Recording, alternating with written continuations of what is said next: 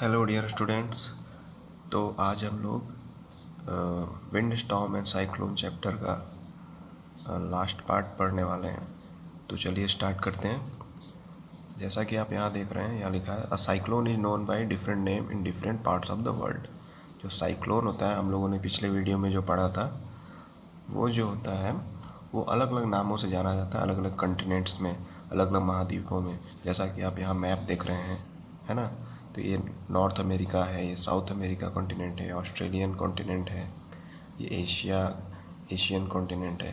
तो जितने भी कॉन्टिनेंट हैं उनमें अलग अलग नामों से साइक्लोन को जाना जाता है। जैसे हरिकेन, ये हरिकेन जो है अमेरिकन कॉन्टिनेंट में जाना जाता है, साइक्लोन को हरिकेन बोलते हैं अमेरिकन कॉन्टिनेंट में। और फिलीपींस और जापान में इसी साइक्लोन को टाइफून बोला जाता है। तो इस तरह से साइक्लोन के अलग अलग नाम दिए गए हैं, उनको अलग अलग कॉन्टिनेंट्स में लोगों के द्वारा, है ना। अलग अलग कॉन्टिनेंट में लोग उनको अलग अलग नामों से जानते हैं। और आप यहाँ अगर मैप पे ध्यान दें तो यहाँ पर सारे ओशियन के नाम से हैं, मतलब नेम्स हैं। यहाँ देखेंगे south Pacific ocean, north Atlantic ocean, Indian ocean, north Atlantic ocean. तो यहाँ से देखिए हरिकेन, ये साउथ अमेरिकन कॉन्टिनेंट है, और ये नॉर्थ अमेरिकन कॉन्टिनेंट है ये, और ये साउथ अमेरिकन कॉन्टिनेंट है। और यहाँ पे जो समुद्रों से, महासागरों से, जो ओशियन से साइक्लोन जनरेट होता है उस वो हरिकेन है जो हिट कर रहा है इसको, नॉर्थ और साउथ अमेरिकन कॉन्टिनेंट को। और यहाँ पे आप देखेंगे पैसिफिक ओशियन में जो साइक्लोन जनरेट हो रहा है, तो यहाँ एशियन कंट्रीज़ में जो आइलैंड कंट्रीज़ हैं, कुछ इधर जैसे जापान है, तो उधर टाइफून नाम से इनको जाना जाता है, ये इधर फ्लो कर रहा है ना। तो अलग अलग कॉन्टिनेंट्स में या कंट्रीज़ में अलग नामों से जाना जाता है ये साइक्लोन। ठीक। अब यहाँ पे कुछ पिक्चर्स दिए गए हैं। ये एक पिक्चर दिया गया है, protecting from a tornado. Tornado से कैसे अपने आप को बचाएं, अपने आप को सुरक्षित रखें। तो चलिए पहले पढ़ लेते हैं टॉर्नेडो क्या है। यहाँ पढ़ लेते हैं, फिर इसको डिस्कस करेंगे। Tornado in our country they are not very frequent. हमारे देश में यानी कि इंडिया में ये बहुत ज़्यादा फ्रीक्वेंट नहीं है, यानी ये अक्सर नहीं आता है, बहुत ही रेयरली कभी कभार ये टॉर्नेडो आता है, या फिर अभी तो मतलब फ्रीक्वेंट नहीं है। और अदर कंट्रीज़ में ये काफ़ी फ्रीक्वेंटली अक्सर आता रहता है। और टॉर्नेडो में क्या होता है, डार्क फनल। डार्क फनल यानी जैसे देखिए यहाँ पर हम लोग पिछले वीडियो में पढ़े थे, ये साइक्लोन का एक फनल जैसा स्ट्रक्चर, इसमें हवा ऐसे घूमते हुए काफ़ी ऊंचाई तक, कई किलोमीटर ऊपर हवा मतलब आसमान में ऊपर तक जाती हैं, है ना। तो ये क्या है, फनल जैसा शेप बना है ना। इसमें हवाएं ऐसे घूमते हुए ऊपर जा रही, गर्म हवाएं। तो इस तरह का एक डार्क कलर का फनल बनता है टॉर्नेडो में, ठीक है, जिसमें क्लाउड जैसा एकदम बादल जैसे डार्क होते हैं, उसके जैसा एकदम कलर का वो फनल बनता है, जो कि ग्राउंड से स्काई में काफ़ी ऊपर तक पहुंच जाता है। Most of the tornado are weak. अधिकतर जो टॉर्नेडोज होते हैं वो काफ़ी कमज़ोर होते हैं। अ violent tornado can travel eight A speed of about 300 kilometre per hour. और कोई अगर वायलेंट है, बहुत ही ज़्यादा भयंकर है, बहुत ज़्यादा विध्वंसकारी अगर टॉर्नेडो है, तो उसमें हवाओं की स्पीड 300 किलोमीटर पर आवर की हो सकती है, यानी बहुत ही ज़्यादा स्पीड, ठीक ना। तो टॉर्नेडो जब बहुत ज़्यादा वायलेंट होगा तो उसमें हवाओं की स्पीड 300 किलोमीटर पर आवर की स्पीड से चलेंगी। टॉर्नेडो में form with in a cyclone. Tornado भी एक तरह का साइक्लोन ही है ना। साइक्लोन का दूसरा नाम है, जो साइक्लोन के अंदर ही टॉर्नेडो बन जाता है। साइक्लोन आया हुआ है, हवाएं घूम रही है, उसी में टॉर्नेडो हो जाता है ना। The whole coastal line of India is vulnerable to cyclone. Vulnerable का मतलब है कि बहुत ज़्यादा जिस पे खतरा मंडराता रहता है। तो जो भी कोस्टल लाइन है, यानी कि समुद्र के किनारे जो भी हमारे इंडिया के स्टेट्स हैं या सिटीज़ हैं, उन पे बहुत ज़्यादा खतरा मंडराता रहता है साइक्लोन का, क्योंकि साइक्लोन अक्सर वाटर बॉडीज़ यानी ओशियन में या सी में ज़्यादा वहाँ से स्टार्टिंग होता है। वहाँ पे क्योंकि वाटर जो होता है वो हीटअप हो जाता है, वेपर के फॉर्म में ऊपर उठता है, और उससे फिर साइक्लोन बनने का ज़्यादा चांसेस रहता है। इसलिए कोस्टल लाइन जो है, समुद्र के किनारे के जो क्षेत्र हैं, वहाँ पे बहुत ज़्यादा खतरा रहता है साइक्लोन आने का। पार्टिकुलरली द ईस्ट कोस्ट, उसमें भी भारत के जैसे कि ईस्ट कोस्ट में वेस्ट बंगाल, उड़ीसा, आंध्र प्रदेश, इस तरह के जो राज्य हैं, ये जिधर बे ऑफ बंगाल है, तो उधर पे ज़्यादा खतरा मंडराता रहता है। वेस्ट कोस्ट जो है हमारा महाराष्ट्र, गोवा, केरला, तो इन पे जो ये साइक्लोन का खतरा है काफ़ी कम रहता है, लेकिन अधिकतर जो अफेक्ट पड़ता है वो किस पे पड़ता है? ईस्ट कोस्ट पे, उड़ीसा पे। आप अक्सर सुनते होंगे न्यूज़ में, समाचारों में, कि उड़ीसा में बहुत ज़्यादा साइक्लोन आता रहता है, काफ़ी बर्बादी करता है हर साल। इंडिया वेस्ट कोस्ट जो है लेस वनरेबल है, यानी वहाँ पे कम खतरा रहता है, यानी बहुत कम साइक्लोन आने के चांसेस रहते हैं, बहुत कम ही आते हैं, both in the terms of intensity and the frequency of the cyclone. इसका मतलब क्या लिखा है कि जो वेस्ट कोस्ट है, जो हमारा गुजरात हो गया या महाराष्ट्र हो गया या गोवा या केरला, वहाँ पर साइक्लोन जो भी आते हैं उनका पावर, इंटेंसिटी यानी उनका ताकत बहुत कम रहता है, और साथ में फ्रीक्वेंसी यानी बहुत ही कम आते हैं, मतलब। और जबकि ईस्ट कोस्ट में अक्सर आते रहते हैं और काफ़ी ज़्यादा तबाही मचाते हैं उड़ीसा के तटों पर या आसपास के जो राज्य हैं। ठीक है, तो ये हो गया टॉर्नेडो का एक शॉर्ट डिस्क्रिप्शन। अब पढ़ लेते हैं क्या है टॉर्नेडो। तो टॉर्नेडो का जो डायमीटर है वो 1 मीटर से लेकर कई किलोमीटर तक हो सकता है, यानी इससे साइक्लोन होता है कई किलोमीटर तक उसका आई होता है, जो सेंटर होता है जहाँ से वो उत्पन्न होता है, स्टार्ट होता है। उसी तरह से ये टॉर्नेडो भी है, तो इसका डायमीटर कुछ मीटर में भी हो सकता है, 1 मीटर जैसा आपका हैंड स्पैन है उतना, या तो कई किलोमीटर तक भी हो सकता है। तो फनल ऑफ टॉर्नेडो जो ये फनल जैसा ये टॉर्नेडो जो बन जाता है, ये साइक्लोन का एक्चुअली पिक्चर है, इसी के जैसा ही बनता है टॉर्नेडो का भी शेप, इसमें हवाएं ऊपर ऐसे घूमते हुए उड़ती जाती हैं।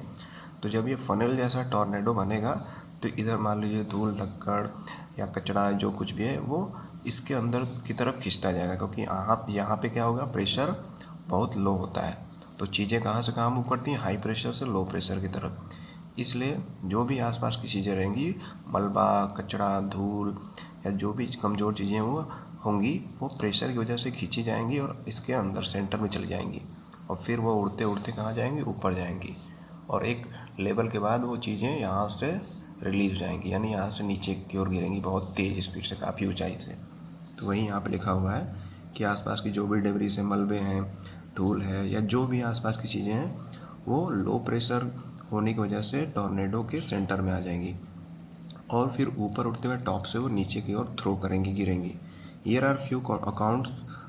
फिर यहाँ पर देखिए कुछ एक लिखा गया है कि डिस्कवरी चैनल ने कुछ व्यक्तियों का इंटरव्यू लिया था जो सर्वाइवर हैं टॉर्नेडो के, यानी टॉर्नेडो से बहुत जिन लोगों ने मतलब एकदम लाइव, मतलब उसको एक्सपीरियंस किया अपने, मतलब टॉर्नेडो के ख़तरे से बचे हैं, उनका इंटरव्यू लिया था डिस्कवरी चैनल ने यंग डिस्कवरी सीरीज नाम के किसी एक शो में। तो उसी में से किसी एक व्यक्ति का जो इंटरव्यू है उसी के बारे में बताया गया है, और वो व्यक्ति समझाएगा, उसके इंटरव्यू को पढ़कर आप समझ जाएंगे कि किस तरह से टॉर्नेडो बहुत ही ज़्यादा खतरनाक है ना। तो चलिए पढ़ते हैं कि उस व्यक्ति ने क्या फेस किया था जब टॉर्नेडो आया था। I saw the cloud coming and tried to take shelter inside. तो ये व्यक्ति बता रहा है इंटरव्यू में कि मुझे लगा कि जैसे बादल तो अक्सर हम लोग क्या देखते हैं, आसमान में रहता है, लेकिन इसने बोला कि मुझे लगा कि बादल मेरे घर के अंदर घुसने जा रहा है, शेल्टर लेने जा रहा है। और जैसे ही मतलब एक भयानक रूप से बादल का की तरह काला रंग का, बहुत डार्क कलर का कोई चीज़ एकदम बहुत ज़्यादा अमाउंट में इसके घर के पास आ गया। और इस व्यक्ति ने क्या किया, जल्दी से उसने डोर नॉब, जो दरवाजे का डोर होता है, नॉब होता है, उसको खोलने ही जा रहा था। तब से क्या हुआ कि उसका घर कहाँ चला गया, आसमान में उड़ गया। ये एक्चुअल घटना है, ये इंटरव्यू एक व्यक्ति ने दिया था जिसकी जान बच गई थी, बाल बच गई थी जान टॉर्नेडो से। और जैसे ही वो टॉर्नेडो एकदम बादल की तरह बहुत बड़ा रूप लेकर आया, ये अपने घर में घुसना चाह रहा था कि बच जाऊं, लेकिन जैसे दरवाजे का नॉब पकड़ा तब तक पूरा घर जो है आसमान में उड़ गया था। I was not hurt at all. ये व्यक्ति बोला कि मैं बिल्कुल भी हर्ट नहीं हुआ था, लेकिन मेरा घर वहाँ नहीं था, मतलब ज़मीन से पूरा घर उड़ चुका था आसमान में, इतनी तेज़ से हवाएं चल रही थी टॉर्नेडो की। After the storm we had to clean debris from the wheat field. और जैसे ही स्टॉर्म ख़त्म हुआ, यानी ये स्टॉर्म या साइक्लोन टॉर्नेडो जो भी ख़त्म हुआ, तो फिर वो व्यक्ति बोला कि मैं और मेरे फैमिली वाले जो भी थे क्या करना शुरू कर दिए, डेब्रीज को क्लीन करना। उसका गेहूं का खेत था, वीट फील्ड, तो वहाँ से जो भी मलबे थे, घर के टूटे फूटे टुकड़े जो गिरे थे ऊपर जाके फिर नीचे गिरे थे, उनको क्लीन किया। और स्प्लिंटर बोर्ड, जो लकड़ी के बोर्ड थे या ट्री के ब्रांचेस, पेड़ों के जो टहनियाँ थी टूट कर गिरी थी, और डेड चिकन, जो मरे हुए चिकन्स थे, मतलब मुर्गी के बच्चे थे, जो भी उसने पाला हुआ था, उन सबको क्लीन किया, उन सबको हटाया, क्योंकि बहुत ज़्यादा बर्बादी हो गया था। With the feathers blown out, और जो मुर्गी के बच्चे थे या मुर्गी थी, उनके पंख जो है मतलब पूरे शरीर से उखड़ चुके थे, इतनी तेज़ हवाएं चल रही थी। और जो रैबिट थे, उसने पाले थे खरगोश, उनके पूरे जो स्किन थी वो खाल उनकी उतर चुकी थी, एकदम स्किनलेस हो गए थे।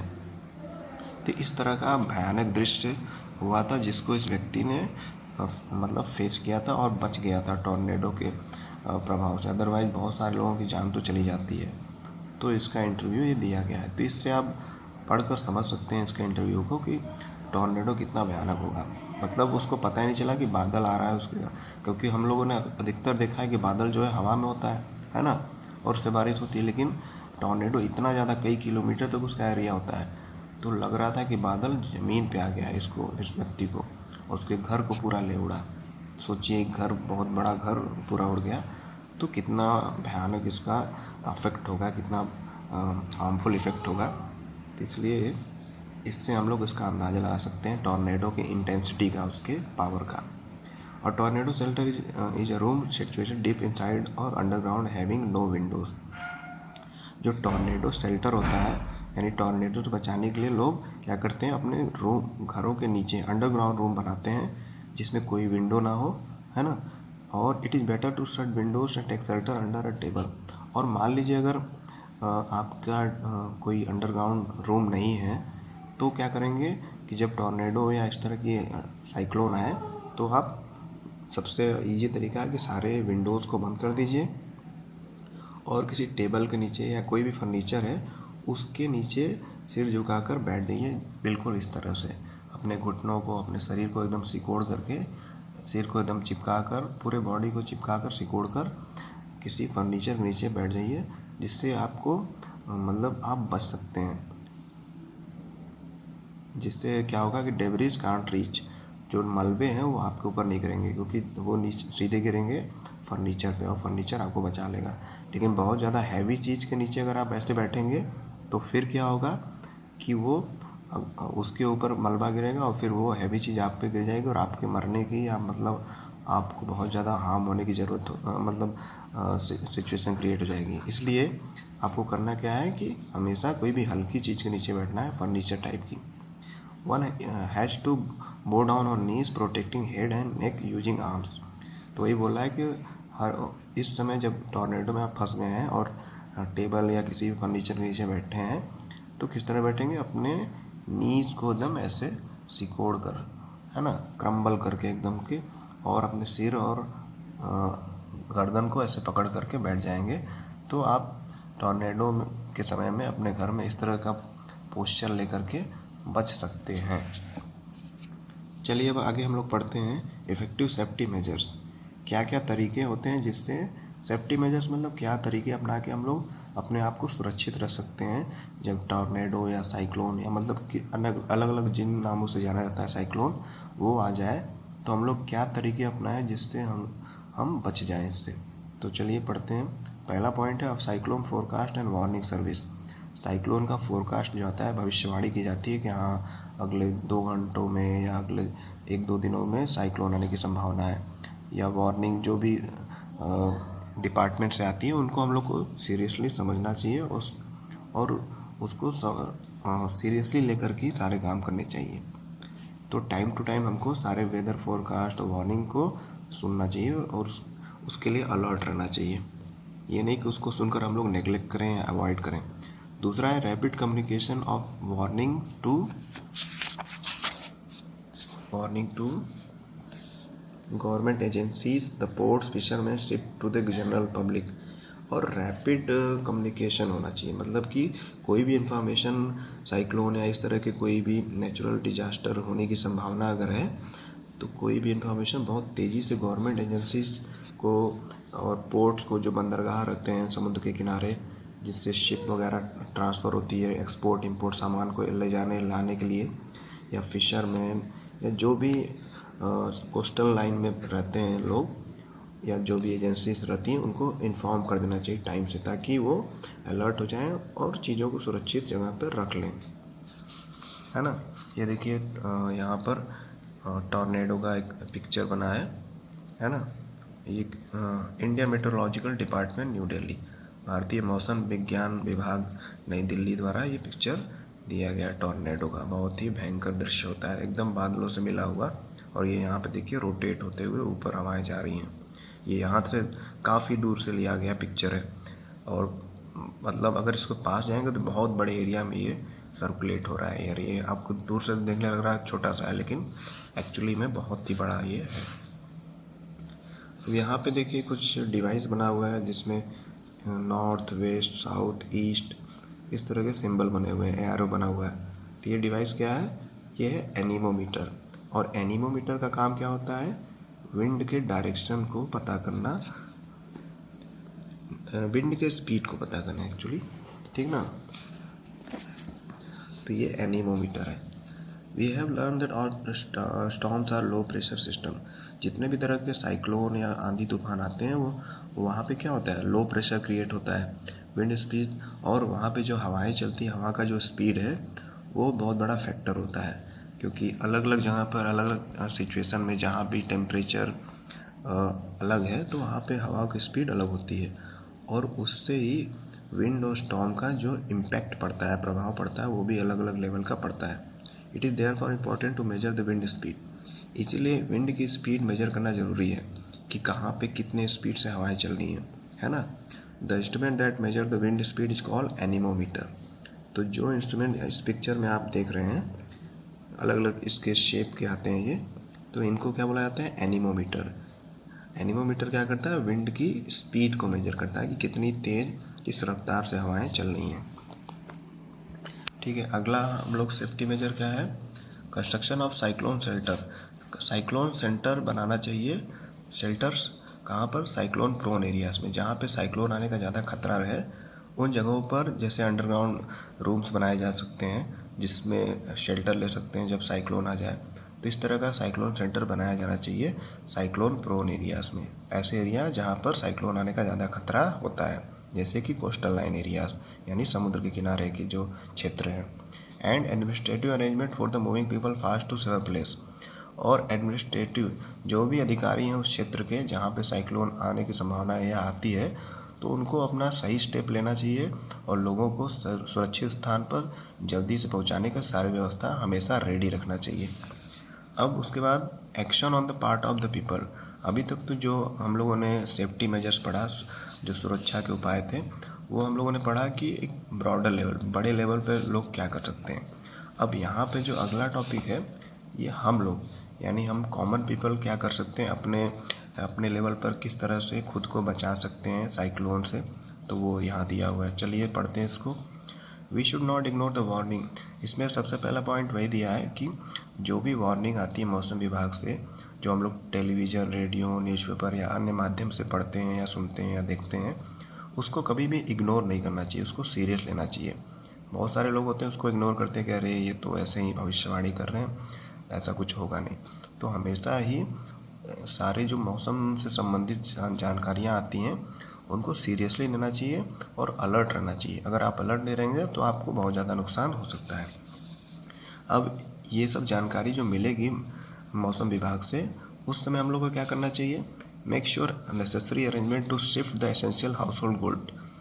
उस समय सारे अरेंजमेंट कर लेने चाहिए जितनी भी ज़रूरत की हैं, जो ज़रूरत के सामान हैं घर के, और जितने भी पालतू जानवर आपने पाले हैं घर में, व्हीकल्स जो भी गाड़ियां हैं, बाइक्स हैं, इन सबको सेफर प्लेस पे, एक सुरक्षित स्थान पर मतलब कर लेना चाहिए जल्दी से जल्दी, जैसे ही आपको वार्निंग मिले। और क्या करना चाहिए उस समय जब आप ये न्यूज़ सुनेंगे? Avoid driving on road through standing water. जहाँ भी पानी रुका हुआ है काफ़ी समय से, उस रोड से नहीं जाना चाहिए, क्योंकि वो उस रुके हुए पानी की वजह से वहाँ का हो सकता है रोड डैमेज हो गया हो या उसमें गड्ढे हो गए हों बहुत ज़्यादा अंदर तक, तो और कोई एक्सीडेंट हो सकता है। तो इसलिए इस तरह के रोड से ना जाएं। और क्या कर सकते हैं उसमें? Keep reading the phone numbers of all emergency services. जितने भी इमरजेंसी सर्विसेज होते हैं इमरजेंसी के समय पे, जैसे पुलिस का, फायर ब्रिगेड का, मेडिकल सर्विसेज या अदर उन सबको एक जगह पे लिख करके आप रेडी रहिए, क्योंकि कभी भी इनकी ज़रूरत पड़ सकती है तो आप कॉल करके बुला सकते हैं। इसलिए मोबाइल फ़ोन या जो भी फ़ोन आपके पास है, सेल फ़ोन, वो होना चाहिए। साथ में सभी इमरजेंसी नंबर होने चाहिए, ताकि कभी भी आप पे कोई बहुत बड़ी मुसीबत आ जाए तो आप कॉल करके इनको बुला सकते हैं, इनको हेल्प के लिए। ठीक। Some other precaution if you are staying in a cyclone hit area. तो अभी तक तो हम लोगों ने वो पढ़ा कि साइक्लोन जब आएगा तो एडमिनिस्ट्रेशन क्या करेगा, बड़े लेवल पे अधिकारी क्या करेंगे, है ना। और दूसरा पढ़ा था कि हम लोग क्या कर सकते हैं। लेकिन जब साइक्लोन आ गया है, अभी तक पढ़े थे कि साइक्लोन मतलब उसका एक वार्निंग आया है, तो क्या करना है, तैयारियाँ। अब मान लीजिए साइक्लोन आ गया और आप उसमें फंस चुके हैं, staying in a cyclone hit area. आप वहाँ पर हैं जहाँ पे साइक्लोन हिट कर दिया है, यानी साइक्लोन ऑलरेडी आ चुका है। तब आप क्या करेंगे, तो सबसे पहला काम, do not drink water that could be contaminated. क्योंकि आंधी तूफान साइक्लोन आया है तो सारे धूल और बहुत सारे पार्टिकल पानी में मिक्स हो गए होंगे, इसलिए पानी मत पीजिए, क्योंकि वो कंटामिनेट हो गया होगा, गंदा हो गया होगा। कंटामिनेट मतलब मिक्स हो गया होगा, गंदगी उसमें मिक्स हो जाना। ऑलवेज, इसलिए हमेशा ड्रिंकिंग वाटर, साफ़ सुथरा पानी इमरजेंसी सिचुएशन के लिए इकट्ठा करके रखना चाहिए हमेशा ही। दूसरा क्या करना चाहिए कि do not touch the waste. उस समय आंधी तूफान के साथ, साइक्लोन के साथ बारिश भी हो सकती है, तो गीले हाथों से या पानी जिस पे पड़ा हुआ स्विच, ऐसे स्विच को नहीं छूना चाहिए, क्योंकि उससे इलेक्ट्रिक शॉक लग सकता है ना। और साइक्लोन आता है तो जो पोल्स होते हैं, जो वायर्स होते हैं, वो टूट कर गिर जाते हैं, तो इस वजह से कोई भी इलेक्ट्रिक स्विच वगैरह इस समय पे नहीं छूना चाहिए। तीसरा क्या कर सकते हैं, do not go out just for the sake of the fun. और जब आंधी तूफान आया है या आ रहा है स्टार्टिंग में, तो बिल्कुल भी घर से बाहर फन मस्ती करने के लिए नहीं जाना चाहिए। और क्या कर सकते हैं हम लोग, do not pressurise the rescue from force by making undue demand. और जो रेस्क्यू फोर्स आ रहे हैं, जो गवर्नमेंट की तरफ से एनडीआरएफ या अदर फोर्सेस आती हैं आपको बचाने के लिए, जो फंसे हुए हैं साइक्लोन हिट एरिया में, तो उन पे मतलब अनड्यू डिमांड नहीं करना चाहिए, फालतू के डिमांड नहीं करनी चाहिए।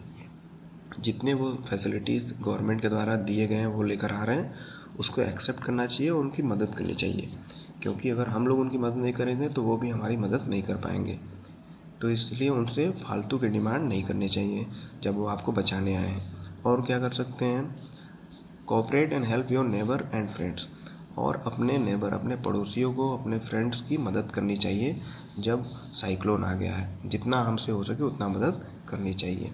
तो ये तो हो गया कि साइक्लोन जब आ गया तो हम लोग को क्या क्या चीज़ें करनी चाहिए। इसके अलावा भी बहुत सारी चीज़ें कर सकते हैं, ये तो कुछ मेन पॉइंट्स दिया है। इसके अलावा भी बहुत सारे सिचुएशन क्रिएट हो सकती है, क्योंकि जब मुसीबत आती है तो कई सारे रास्ते बंद भी जाते हैं, बहुत सारे रास्ते खुल भी जाते हैं। तो हम लोग अलग अलग तरह से अपने आप को बचा सकते हैं, अपने पड़ोसियों को, अपने घरवार को बचा सकते हैं। Now advance technology has helped. तो ये लास्ट टॉपिक इस चैप्टर का क्या है, एडवांस टेक्नोलॉजी हैज़ हेल्प्ड। जो आज का टेक्नोलॉजी इतना ज़्यादा विकसित हो गया, एडवांस हो गया है कि इसने बहुत ज़्यादा हमारी हेल्प की है। अब किस तरह से हेल्प की है, चलिए इसको समझते हैं। These days are better protected. The early part of the last century, coastal resident may had less than day to prepare evacuate homes from oncoming cyclone. तो पहले इसमें क्या दिया है कि जब टेक्नोलॉजी उतनी विकसित नहीं थी तो लोगों को जानकारियाँ या फोरकास्ट, वेदर फोरकास्ट, मौसम की जानकारी उतने समय पर नहीं मिल पाती थी। तो फिर लोगों के पास इवैक्यूएट होने के लिए, यानी उस जगह को छोड़कर सुरक्षित जगह पर जाने के लिए बहुत ही कम समय बचता था। लेस देन अ डे, एक दिन से भी कम, कुछ घंटे मिलते थे। और इतने में क्या होता था कि साइक्लोन या बहुत बड़ी नेचुरल डिजास्टर आ जाती थी और लोग अपने जान माल से हाथ धो बैठते थे, मतलब उनको बहुत ज़्यादा लॉस होता था, है ना। लोग मर जाते थे या उनकी प्रॉपर्टी बर्बाद हो जाती थी, क्योंकि उतना फास्ट कम्युनिकेशन सिस्टम नहीं था, टेक्नोलॉजी उतनी विकसित नहीं थी, तो लोगों को सही समय से जानकारी नहीं मिल पाती थी, तो इसलिए उनको समय ज़्यादा नहीं मिल पाता था सुरक्षित स्थान पे जा सकें। दैट्स वाई ये प्रॉब्लम होती थी। The world today is different. अब आज के समय में क्या हो गया कि दुनिया काफ़ी बदल चुकी है, और ये बदलाव का कारण क्या है, सेटेलाइट, रडार। ये जो सेटेलाइट्स होते हैं, रडार होते हैं, ये इसमें सेंसर कई तरह के लगे रहते हैं जो सेंस कर सकते हैं कि कब टेम्परेचर, प्रेशर और चीज़ों में चेंजेस हो रहा है, जिसके अकॉर्डिंग मौसम विभाग बताता है कि हाँ यहाँ पे संभावना है बारिश होने की या साइक्लोन आने की। साइक्लोन अलर्ट देते हैं, साइक्लोन वॉच, यानी समय समय पर साइक्लोन या जो भी नेचुरल डिजास्टर आने वाला है उसके बारे में इन्फॉर्म करते रहते हैं। और ये लगभग 48 घंटे पहले यानी 2 दिन पहले ही एडवांस में ऐसा एक्सपेक्टेड रिजल्ट बोल देते हैं कि संभावना है कि 2 दिन पहले ही आपको बता देंगे कि इस एरिया में साइक्लोन या इस तरह के कुछ नेचुरल डिजास्टर होने की संभावना है। तो लोग अलर्ट हो जाते हैं, उनको समय मिल जाता है एक सेफ प्लेस पे जाने का, ठीक है ना। Expected storm and cyclone warning, एक तरह का साइक्लोन वार्निंग वो दे देते हैं। Is issued 24 hours in advance, और साइक्लोन वार्निंग लगभग 24 घंटे पहले ही दे देते हैं। The message is broadcast every hour on or half hour when cyclone is near the coast, और जैसे जैसे समुद्र तट के आसपास के क्षेत्रों में साइक्लोन आ जाता है तो ये जो साइक्लोन का वार्निंग होता है वो हर 1 घंटे, हर आधे घंटे में टीवी चैनल, रेडियो या अन्य माध्यमों से दिया जाता है ताकि लोग जल्दी से जल्दी अपने आप को सुरक्षित कर लें और सुरक्षित स्थान पर पहुंच जाएं। Several national and international organisation cooperate to monitor the cyclone related disaster, और कभी मान लीजिए साइक्लोन आ जाता है, साइक्लोन से बहुत सारे लोगों की ज़िंदगियां तबाह हो जाती हैं, काफ़ी सारे लोग मर जाते हैं, काफ़ी लोगों की फैमिली में से काफ़ी लोग मर जाते हैं, उनकी पूरी प्रॉपर्टी, खेत खलिहान, घर सब कुछ बर्बाद हो जाता है। तो उस समय कुछ संस्थाएं हैं जो नेशनल लेवल पे हैं, इंटरनेशनल लेवल पे हैं, ये कोऑपरेट करती हैं, उनका सहयोग करती हैं, उनकी मदद करती है जो आपदाओं में अपने चीज़ों को गंवा देते हैं या अपने लोगों को गंवा देते हैं। तो इस तरह से आज का समय जो है काफ़ी एडवांस हो गया है, और जो सैटेलाइट, रडार या न्यू टेक्नोलॉजी है उसने काफ़ी कुछ मदद किया इंसानों का कि हम लोग अपने आप को किसी भी नेचुरल डिजास्टर से काफ़ी हद तक बचा सकते हैं और बहुत बड़े लॉस से बच सकते हैं, है ना। तो दैट्स वाई इस टॉपिक का नाम था advance technology has helped. Technology जैसे जैसे विकसित हुई है वैसे वैसे उसने हम इंसानों की काफ़ी मदद भी की है। ओके, तो इस तरह से ये चैप्टर एंड होता है। अब आप इस एक्सरसाइज को अच्छे से कर लें और सारे की पॉइंट्स को अच्छे से पढ़ लीजिए। Okay, thank